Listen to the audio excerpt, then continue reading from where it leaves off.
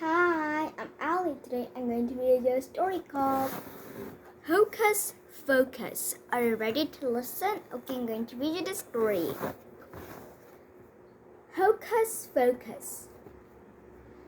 Hey Jack, yoo-hoo, Jack, called a voice Jack knew it belonged to his friend Gina.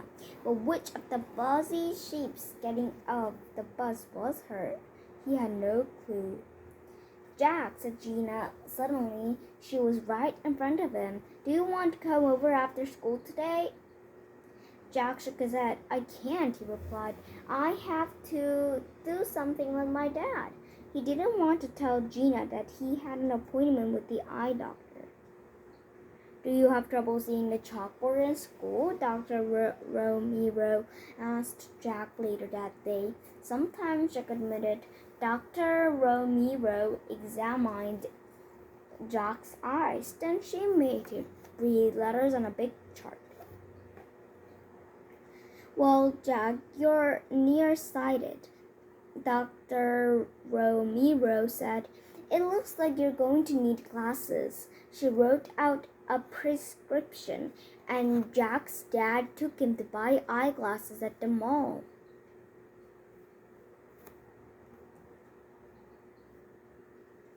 Jack wore his glasses to school the next day. Hi, Jack, nice glasses, said his teacher, Mr. Brenner. Gee, Jack thought, I was hoping no one would notice. Then Hank, a kid in Jack's class, walked by. Hey, Four Eyes, nice glasses, he shouted. Jack felt bad. He whipped off his glasses and headed into class. What's up? Asked Gina. You look upset. Jack showed her his new glasses.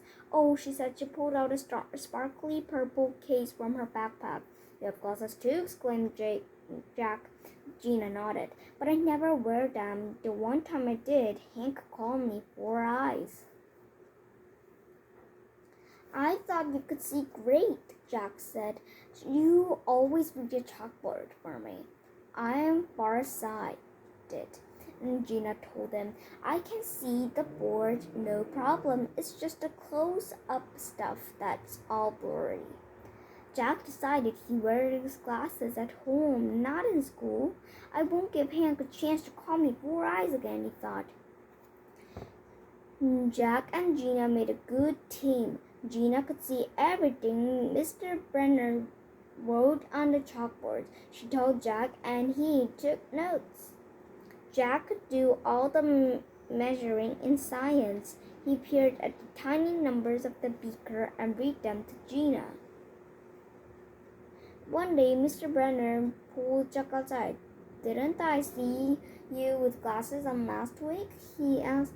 Glasses, Jack repeated. Oh, those glasses. I don't wear them all the time, just for doing my homework at home. Jack started for the cafeteria. Heads up, yelled Hank. A volleyball bounced off Jack's head. Ouch, he cried. He hadn't even seen it coming. One day, the class went on a field trip to a rocky quarry. Rocky hounding is a lot of fun, but you have to be careful, Mr. Bernard told the class. Please pay attention to the signs. I repeat, obey all the signs. Let's go, said Gina, tugging off Jack's elbow. I see a great rock pile over there. All Jack could see was a blurry gray lump in the distance, but he followed after her. Suddenly, Gina tripped and went flying. Sorry, said Jack. I should have warned you about that tree root. They heard Hank laughing. Gina, how are you going to find rock samples? You can't even see stuff that is right in front of you. Gina ignored Hank. Come on, Jack, she said. We're going to find samples that we can only dream of. Wait, said Jack. The rock's pretty cool. It's not bad, said Gina, but just then they heard Hank yell, Mr. Banner, look what I found. Gina sprang open and slipped out her backpack.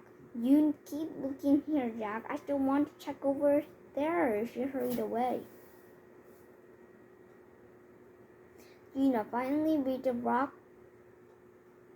rock pile she had spotted. There was a sign nearby, but the letters were blurred. She squinted, trying to make out what it said.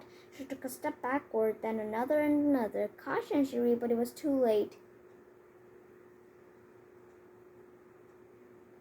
Jack, Gina shouted. Help! Jack raced toward the sound of Gina's voice. He found her standing in the hole. I can't climb out, groaned Gina. I tried, but the sides keep crumbling. Wow, Jack was peering into the hole. There are some great rock samples in there. So what? Said Gina. I'm going to get in big trouble for not obeying that sign. The one I was trying to read when I fell in here. Just then they heard Mr. Benner call to the class. It was time to go. Now what do we do? Asked Jack in a panic. I have a jump rope in my backpack, said Gina. Go get it. Pull me out of here. Hurry. Jack looked all over for Gina's backpack, but everything was a blur. He knew what he had to do. He took out his glasses and put them on. Right away, everything came into focus. And there it was, Gina's backpack.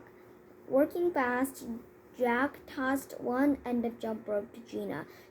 He tugged and tugged. Finally, Gina scrambled out of the hole. You're heavier than you look, Jack said. I filled my pockets with rock samples while I was waiting for you, Gina told him. Gina and Jack caught up with the rest of the class.